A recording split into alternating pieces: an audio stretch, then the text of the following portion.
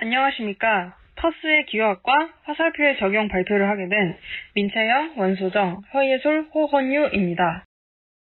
우선 첫 번째로 찰스 샌더스 퍼스의 생애와 활동 등을 간단히 살펴보고 퍼스의 기호학이 무엇인지 설명을 드리며 일상에서 쓰이는 기호학, 그리고 현대에 사용되는 다양한 화살표의 활용을 순서로 발표하도록 하겠습니다.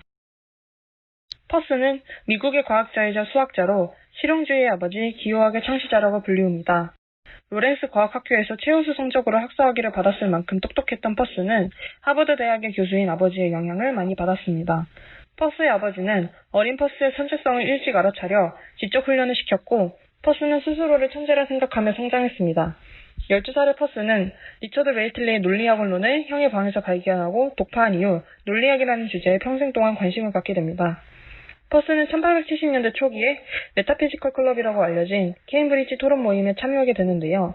이 메타피지컬 클럽에서 처음 실용주의의 개념이 나타났고, 이 실용주의의 개념은 나중에 더 발전되어 기호학과도 연관을 짓게 됩니다. 아래는 퍼스의 생애 타임라인입니다. 메타피지컬 클럽에는 법학자인 올리버 웬들 홈스와 심리학자인 윌리엄 제임스, 그리고 철학자인 존 듀이와 퍼스가 주축으로 구성되어 있습니다. 이들이 주장하는 실용주의의 주된 논리는 사상은 저 먼 곳에서 자연적으로 발견되기를 기다리는 그 무엇이 아니라 사람들이 자신이 속한 세계에 대처하기 위해서 고안해낸 포크, 나이프, 마이크로칩과 같은 도구이며, 이와 같은 사상은 내적 논리에 따라 발전하는 게 아니라 인간이라는 매개체와 환경에 의존하는 것입니다. 사고 개념의 맥락과 목적, 방향성이 있는 탐구로 변화함에 따라 기호학은 이러한 실용주의적 관점에서 발전하게 됩니다. 즉, 형이사학적 자아를 기호학적 자아로 전환시켰다는 것이죠. 이러한 기호학적 전환을 한마디로 표현한 퍼스의 말이 바로 인간이 기호이며, 이 주장엔 인간의 자아를 기호로 대체한다는 뜻이 담겨져 있습니다. 이어서 퍼스의 기호학에 대해 말씀드리도록 하겠습니다. 우선 기호학은 일상에 존재하는 기호를 연구하는 과학입니다. 기호는 문자 그 이상의 의미를 내포하며 신호 같은 기초적인 영역을 넘어 예술에서도 응용되고 있습니다. 모나리자의 차분한 미소를 통해 그림의 메시지를 추측할 수 있는데, 이런 것도 모두 기호라고 볼 수 있습니다. 우측을 보시면 퍼스의 기호학이 고대 플라톤과 아리스토텔레스, 그리고 칸트 철학의 영향을 받았다는 것을 알 수 있습니다. 이를 바탕으로 퍼스는 이 모든 인식이 기호를 통해 전달된다고 주장하며 소시로와 함께 20세기 대표적인 기호학 창시자가 되었습니다. 퍼스의 기호학은 모든 기호 현상의 본질을 다루고 있고, 논리학과 기호학을 동시하며 비언어적 기호학 연구의 토대라는 특징을 가지고 있습니다. 퍼스는 대상체, 해석체, 표상체로 3원적 기호론을 주장하는데요. 우측 예시를 보면 대상체는 나무의 그림이고 우리는 이걸 보면서 나무다라는 이미지를 떠올리는데, 이를 해석체라고 합니다. 그리고 그것을 우리는 나무라고 표현하는데, 이것이 바로 표상체입니다. 세 가지 요소에 대해 더 설명해드리자면, 표상체는 누군가에게 무엇인가를 나타내는 색이나 소리, 촉감 등을 말합니다. 다음 사진은 테니스라는 의미로 모두에게 통용되는 기호가 됩니다. 이어서 대상체는 기호가 나타내는 무엇입니다. KBO를 예시로 들면 심볼마크와 같은 직접적 대상체로 표현될 수 있고, 야구 선수가 야구를 하는 활동을 통해 KBO라는 기호를 떠올리게 하는 역동적 대상체로도 구분될 수 있습니다. 해석체는 우리가 어떤 기호를 접할 때 관념 속에서 발생하는 것을 말합니다. 퍼스는 이를 직접적, 역동적, 그리고 궁극적 해석체로 구분했습니다. 프라이탁이라는 독일 가방 제조 회사를 예로 들면, 직접적 해석체란 매장의 가방을 보면서 여긴 가방 매장이구나 하고 이해했을 때를 의미합니다. 역동적 해석체는 주어진 기호의 직접적인 결과인데, 프라이탁 매장 안에 수많은 박스들이 나열되어 있는 것을 보고 이를 구경하는 경우입니다.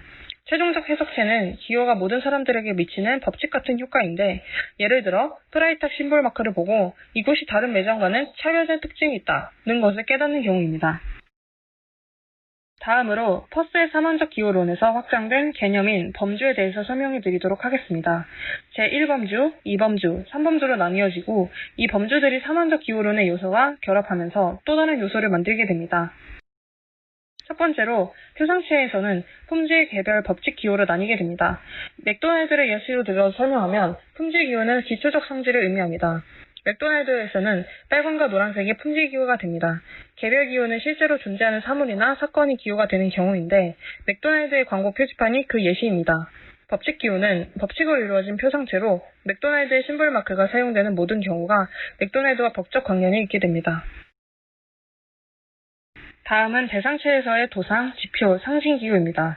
첫 번째로 도상기호는 기호가 해당 대상체와의 닮음을 통해 관계를 맺는 경우로, 예를 들면 다음 나무는 실제 나무가 아니라 그림인데 나무라는 대상체와 비슷한 형태이기 때문에 이를 나무라고 부릅니다. 두 번째로 지표기호는 기호가 해당 대상체와 서로 인과관계를 맺습니다. 온도계의 경우 온도가 변하는 원인을 통해 온도계 눈금으로 결과를 볼 수 있습니다. 단풍의 경우 색이 점점 붉어짐에 따라 가을이 온 것을 알 수 있습니다. 앞에 도상과 지표의 경우에는 대상체와 표상체가 닮거나 인과관계가 있다는 것에 따라 생성된 기호이지만, 상징기호는 둘 사이에 어떠한 연관성도 없지만 성립됩니다. 대표적인 예시로 신호등의 빨강, 노랑, 초록색은 각각 정지, 주의, 진행을 뜻하는데 둘 사이에 연관성이 없음에도 사회적으로 약속되어져 있습니다. 해석체에서는 크게 해석, 발화, 논환기호로 나뉘는데요. 해석기호로서 적십자는 인류의 박애라는 개념을 나타내는 해성체를 표상합니다. 발화기호로서 적십자는 시각 언어로서 그 의미를 진술합니다. 논환기호로서 적십자는 전쟁터에서의 적군의 차량에 이 적십자 마크가 있다면 전투를 할 수 없는 영향력을 나타냅니다. 다음으로 퍼스의 기호학이 일상에서 쓰이는 사례들을 설명하도록 하겠습니다.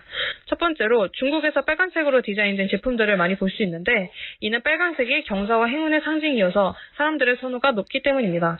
이와 같이 빨간색을 사용한 제품은 대상체와 표상체의 관계가 상관없이 문화적으로 상징기호로서의 역할을 하게 됩니다. 두 번째 사진은 동물원의 표지판입니다. 표지판 속 동물의 일러스트를 보면 그 동물의 실제 모습이 떠오르게 되는데, 이는 도상기호로서 대상체와 표상체가 유사한 관계에 있기 때문입니다.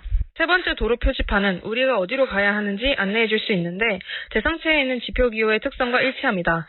표지판 위에 그려진 국기는 상징기호로서의 역할을 합니다.